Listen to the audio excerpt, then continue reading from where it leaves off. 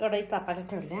खलबत्त्यामध्ये जिरं, 2 मिरच्या, लसूण आणि कोथिंबीर घालणार आहे. ॲक्च्युली ऑलरेडी माझ्याकडं जिंजर गार्लिक पेस्ट आहे, तरी पण थोडासा लसूण चेचून घातलेला चांगला म्हणून मी घालणार आहे. फ्लॉवर चिरून गरम पाण्यात घातला आहे. कांदा, टोमॅटो, मटार स्वच्छ करून घेतलेत मी. जर मटार नसले तर हिरवा वाटाणा एक 5-7 तास पाण्यात भिजत घालायला लागतो आणि तो एक कुकरची शिट्टी देऊन घेतलेला चांगला. पण माझ्याकडे मटार आहे त्यामुळे काय गरज नाही.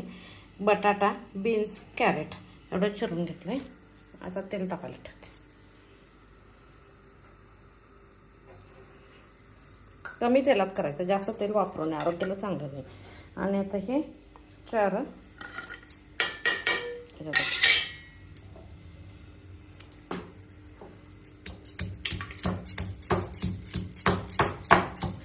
तेल तापलं तर बघूया.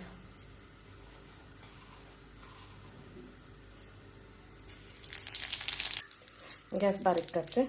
थोडासा कढईत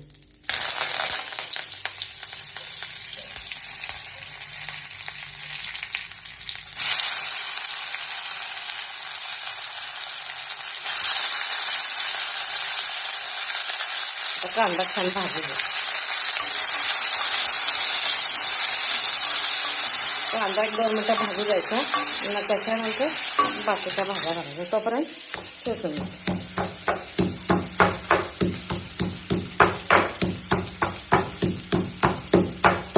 लाल तिखट पण घालायचं आहे, तर हिरवी मिरची पण घालायची.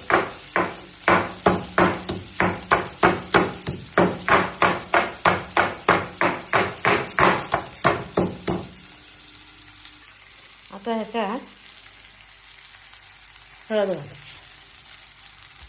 जास्त मसाले वापरायचे. आज वेगळ्या पद्धतीने मी करायला लागले. त्याच्यानंतर हे काय वाटण आहे की नाही, हे वाटण घालायचं.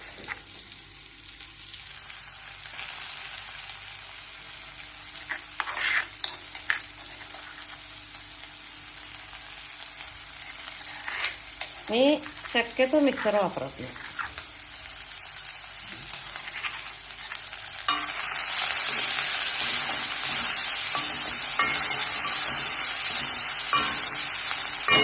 त्याच्यानंतर फ्लॉवर घाल.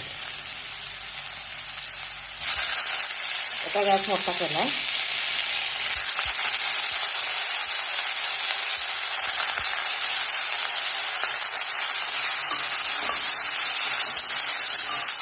कडलिंब आणून मी काड्यामध्ये स्वच्छ करून एका डब्यात घालून फ्रीजला ठेवायचा. ते बरेच दिवस जातो.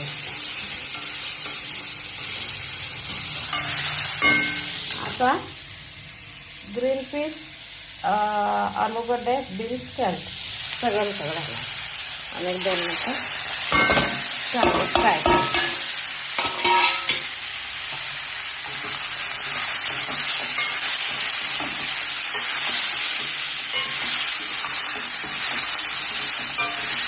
आता 1-2 मिनिटं चांगलं आता गरम होतं.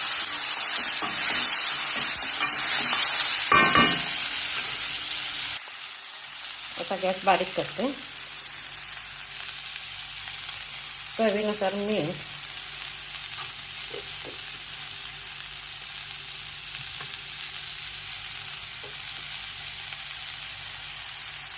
लाल तिखट आणि मॅगी मसाला लहान पॅकेट घ्यायचं.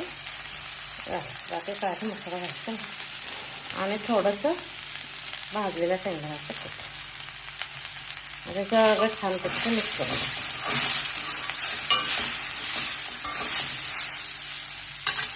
आता पाणी घालायचं.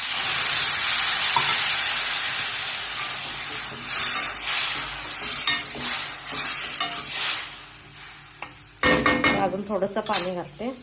मॅगी मसाला घातला की एक वेगळ्या प्रकारची टेस्ट येते. आता याला छानपैकी अशी उकळी द्यायची.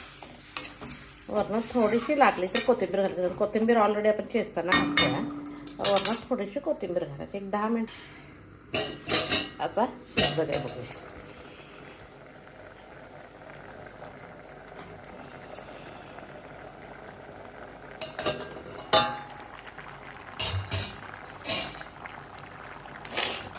गॅस बंद करते.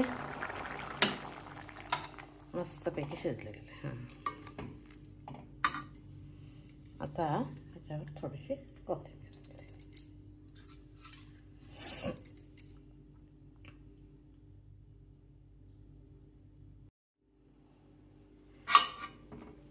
कुर्मा खाण्यासाठी तयार आहे. अजून जरा गार झाला की त्याला थिकनेस पण आहे. तर ह्याच्याबरोबर मी पुरी करणार आहे.